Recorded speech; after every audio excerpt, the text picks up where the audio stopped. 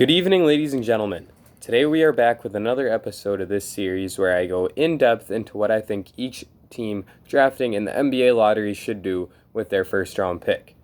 Today we're talking about the team that possesses the 11th overall pick at the moment, and that team is the San Antonio Spurs.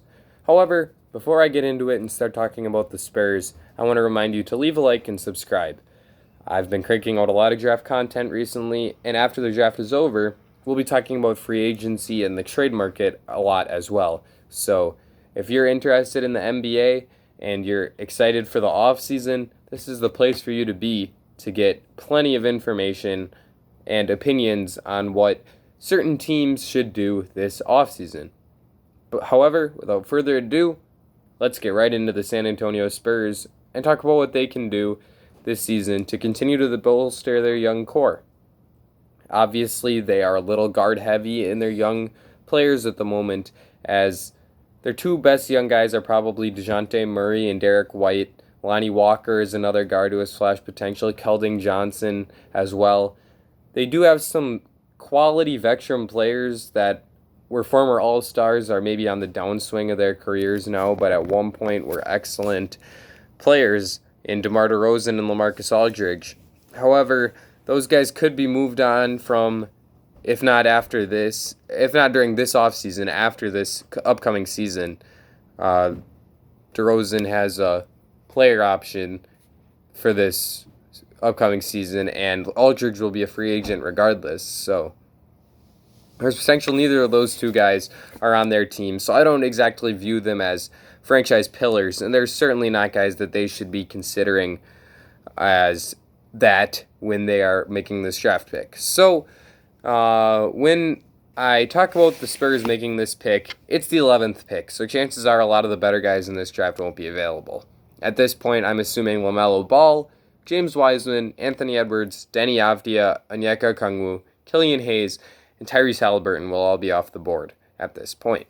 Those are my top 7 players in this draft, and I believe that they all will go at least in the top 10, if not earlier. So at this point, you're left to pick from the best of the rest. Obviously, there will be 3 more guys besides those 7 that are off the board, but with every other guy, I think there's at least a chance that he drops to 11. And my first choice for the Spurs is probably the guy that's least likely to drop to them at the 11th overall pick, and that would be Isaac Okoro from Auburn.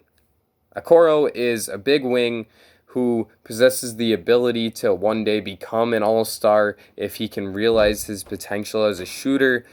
That's really the swing skill for him. As of now, he's a pretty poor shooter, but if he can figure it out with that, he's got the skills in the rest of his game to end up being one of the better rounded players in the NBA.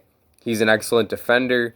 He's probably the best on-ball defender, if not the best, at least one of the best on-ball defenders in this draft. He's a very good team defender, and he's what I like to call a defensive playmaker, as he's very good at forcing steals and blocking shots, which are very important aspects of your defensive game because it allows your team to run in transition and get easy baskets.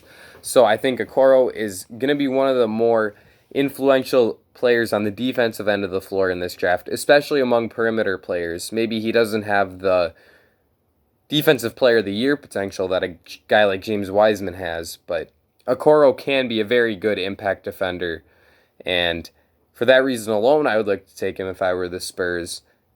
But there is some stuff on the offensive end that is promising with Okoro as well. He's shown an ability as a line drive guy who can get to the rim and finish well. He's a solid playmaker for a guy his size that plays his position, and overall, his game is just fantastic. He just needs to figure out the shooting, and if he does, he'll end up being a very, very above average wing player in the NBA. However, I have enough questions about that jump shot that I have him all the way down close to the 10th guy on my big board.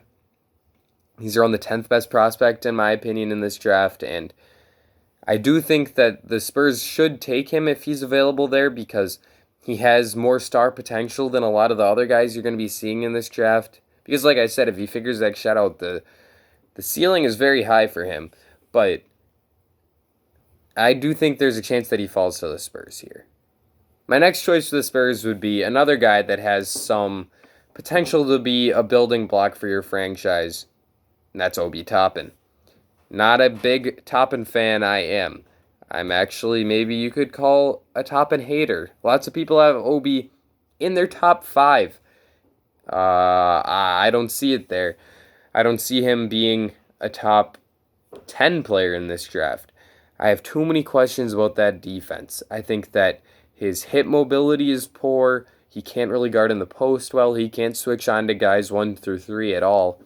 So you're really counting on him to guard 4s a lot in the NBA.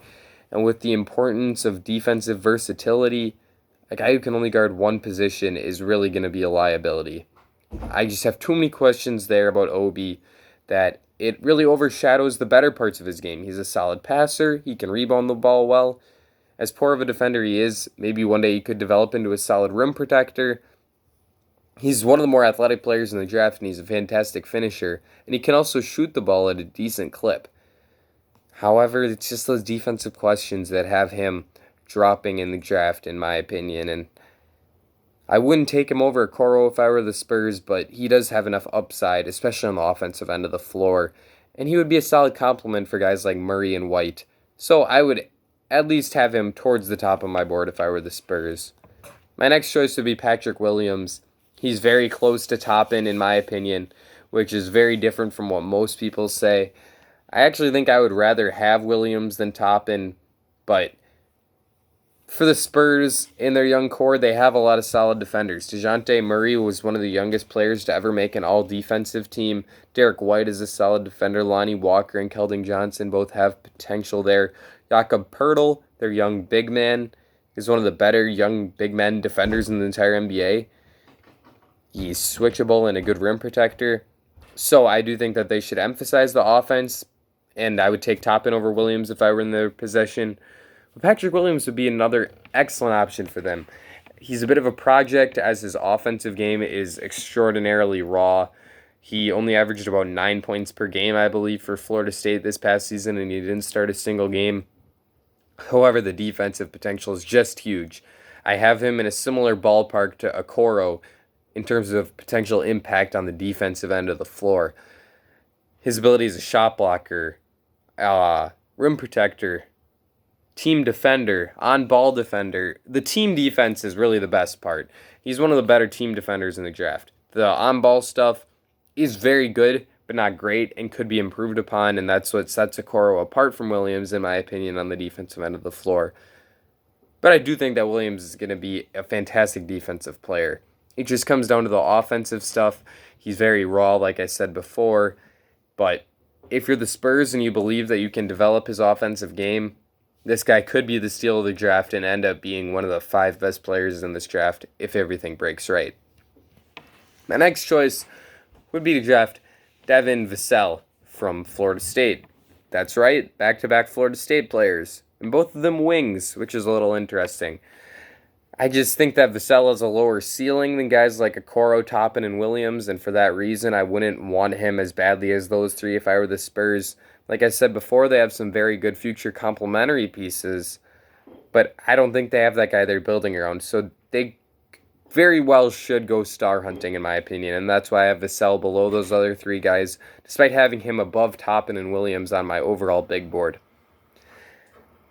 Vassell, however, could be an excellent addition to this young core for the Spurs. He can shoot the ball very well. He can play defense well. He has a bit of an in-between game, although he does need to improve there. The floor is very high with Vassell, and no matter what, he's going to end up being a rotational guy at the very least. There's a low chance he becomes a bust, and there's a 0% chance that he'll be out of the league by the end of his rookie contract, which is always a good sign. But the ceiling just isn't as high as those other guys, and for that reason, I would have him a little bit lower on my board if I were the Spurs. Next option, before trading down, would be Saddiq Bey from Villanova. Another wing. In case you didn't notice, I kind of feel like the Spurs should be targeting a wing in this draft. It seems to be where they're a little behind. A big man is another excellent idea for them. This is just a weird part of the draft for big men. with Wiseman and Okongwu likely to be off the board. Maybe they could move up to get one of those two guys, package something like, I don't know, Derek White in the 6th pick to move up, or Derek White in the 11th pick to move up to 6 with the Hawks. And at that point, you could likely draft Okongwu. That could be something. Maybe you're giving up Lonnie Walker and 11. I don't know which of their young players they'd be looking to move on from. Maybe you can give up DeJounte Murray to get the 6th pick straight up. However, this is just a weird part of the draft for big men. I think it would be a stretch for Precious Achiuwa. So I have them taking a wing most likely. And getting back to Saddiq Bey, he has a chance to be one of the better wings in this draft. I don't think that he'll be better than Okoro or Vassell, but I do think there is a chance that he ends up being better. Well, there's a chance he could be the best wing in this draft, and for that reason, I would rather draft him than trade down if I were the Spurs. Bey is a good playmaker from the wing position. He can shoot the ball very well. He's a good defender, both on the ball and as a team defender. He rebounds well. He's a do-it-all kind of guy. His shot creation for himself isn't spectacular, which is the reason why he's not a top 8 guy in this draft, but anywhere from like 9 down, I could make a case for him being drafted. I wouldn't recommend it necessarily because I think that you could get some value by trading down for him. But at 11, there's a chance that you could see the Kings or the Pelicans at 12 or 13 take him. So if I were the Spurs and I really liked him, and I do really like him, I would certainly consider drafting him at number 11. Next choice would be to trade down. There's some interesting options here. Maybe the Mavs want to move up into this later lottery portion of the draft, as we've heard in some rumors. Maybe it's the Timberwolves want to move up with their second first-round pick. Maybe it's a team that isn't in the draft, like the Indiana Pacers, and they're making a deal for like Sabonis or Turner or Oladipo or something. I don't know. But there could be a potential trade down or out if you're the Spurs. Next option, Aaron Nesmith, another wing. I'm lower on Nesmith because I don't think that he has as much defensive potential as a guy like Bey, Williams, Bey, Williams, Okoro, Vassell. But he does have the best jump shot of anyone that's going to go in the lottery here, and that's a valuable skill. I just don't see him being much more than a shooter. I mean, maybe he's Alan Crabb. That's a very player comparison that makes a lot of sense to me, and Alan Crabb can shoot the ball, but can't do a whole lot else.